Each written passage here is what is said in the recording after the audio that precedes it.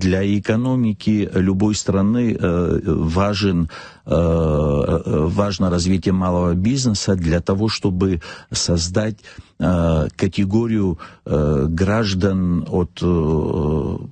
понимаете, от среднего такого достатка, который государство не должно состоять только из очень богатых людей или бедных людей.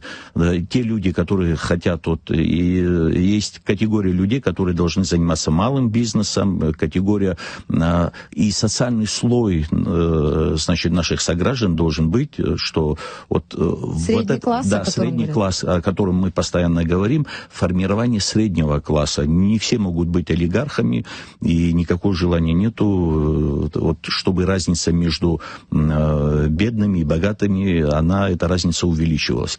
И именно создание среднего класса и понимая важность создания этого среднего класса среди нашего населения, мы, депутаты и правительство, принимаем посильные. Мы понимаем, что это далеко недостаточно, эти средства, хотя мы ежегодно увеличиваем эти средства, но мы создание среднего класса наших граждан, которые будут заниматься в этом сегменте рынка.